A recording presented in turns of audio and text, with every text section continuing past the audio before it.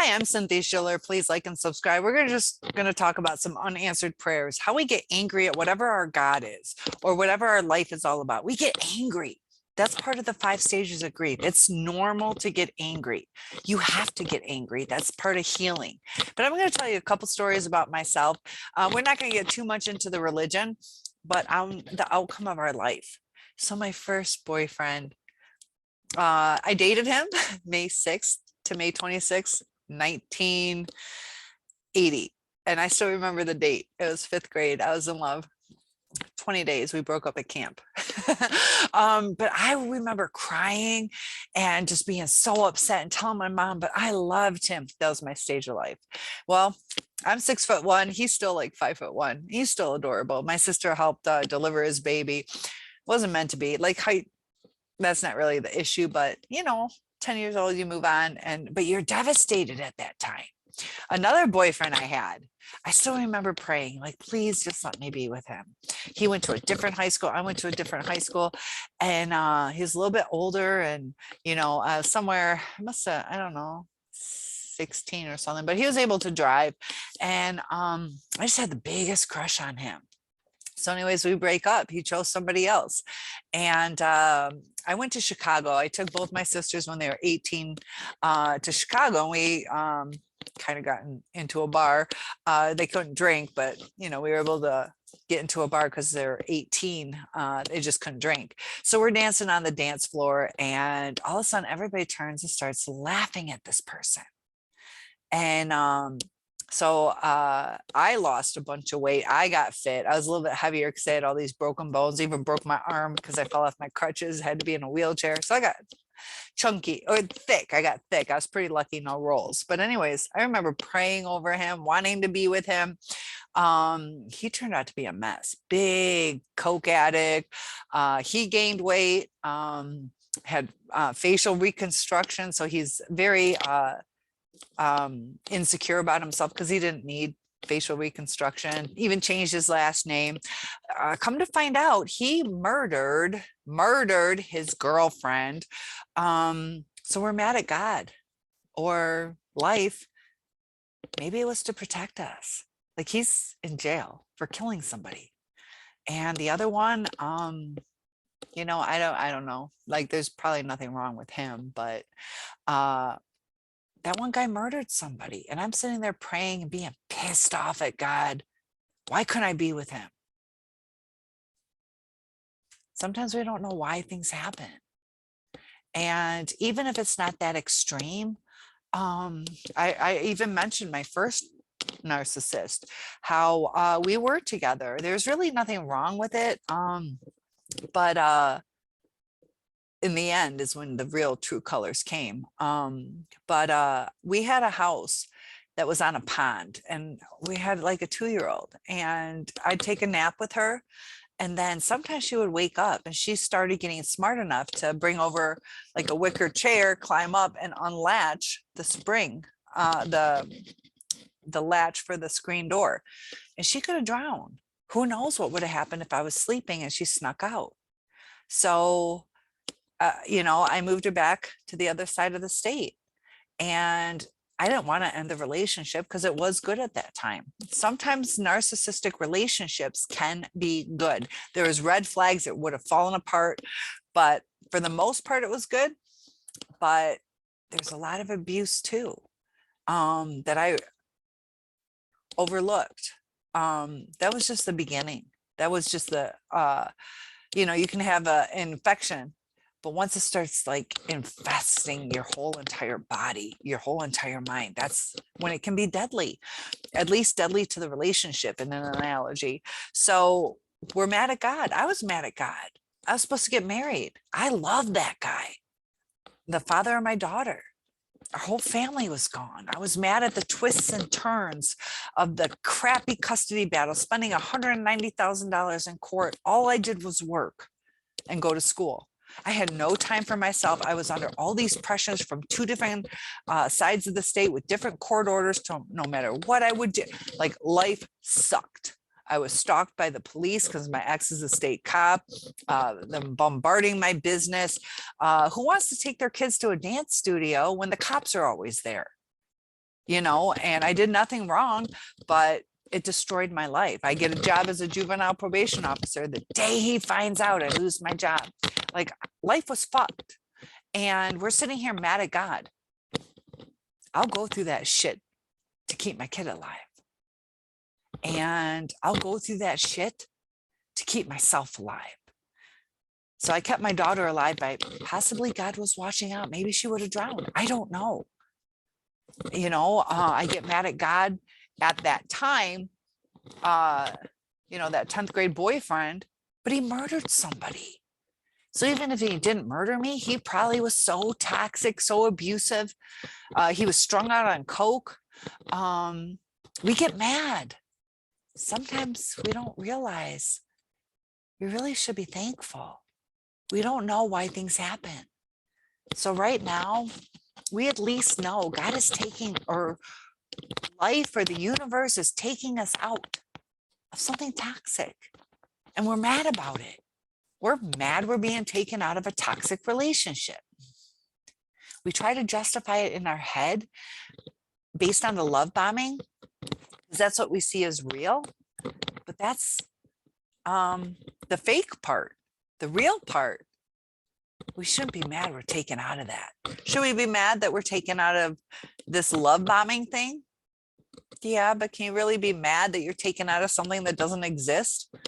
And we have to focus differently. We have to think about things differently to heal. If I think about my first narcissist, like, why didn't it work out? But maybe there was other plans to let my daughter live. And it's hard to accept because I don't know.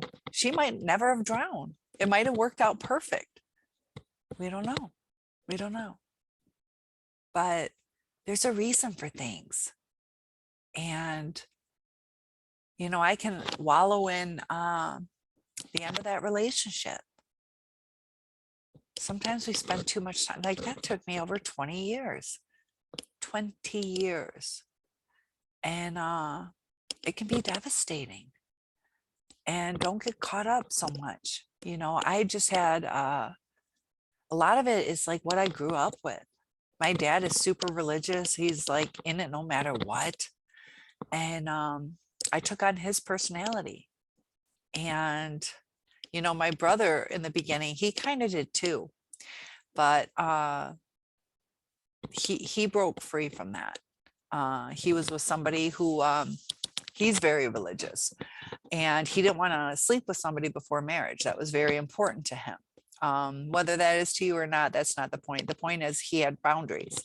And the girl he was with was a girl from church. They dated probably 2 years. They were really good together, really good. But she wanted to have sex and he didn't. And, he realized that that's going against the things that he believes in. And he was strong enough to get out of that. If you're going to be with somebody who asks you to cross boundaries that are, especially between you and your God, are they really thinking about you? And,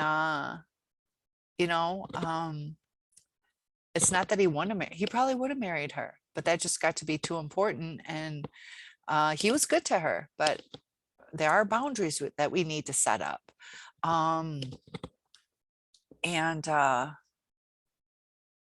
It's just something that's hard for us to understand why things are happening, because we did try, but I made one video where it was kind of like, this was a vacation. Enjoy it while you had it. It's a vacation. Just like, is that reality? Are you always pampered, or the best restaurants or, catered to, and your beds are made by the maids, and it's a vacation. We enjoyed it. Then it went south. Time to go home. Time to get out. Time to get back to reality. And that's where we are now, back to reality. Might seem a little mundane, monotonous, but just like today. Comment below, what did you do? I contemplated not going to the beach today, but it was a beautiful day. I needed the exercise because that always invigorates you. I went to the beach, made some friends, ran into somebody I met from there before, had a great conversation. You got to get out there to start rebuilding your life. And foundation might feel a little shaky right now. You might be down in the dumps, but take little baby steps. That's how babies learn. And then they can run. But it's okay to be sad. There are those 5 stages of grief that you have to go through, but anger is okay. It's okay. But try to break that cycle. It's not supposed to last forever.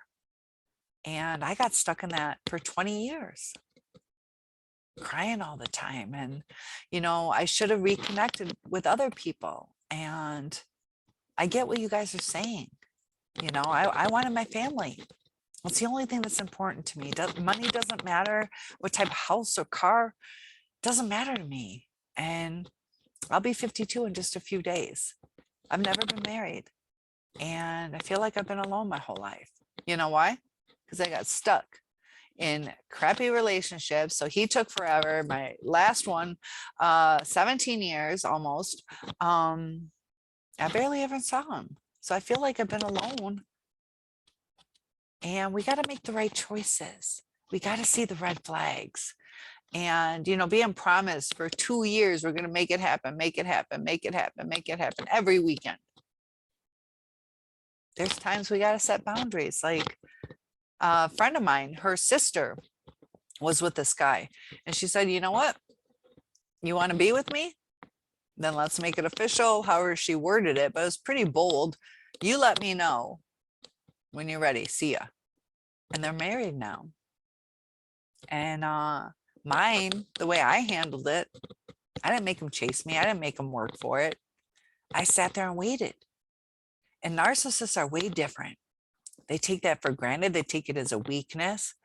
And they don't want to take accountability. They'll future fake and leave us high and dry. They'll plan their exit strategy without telling us.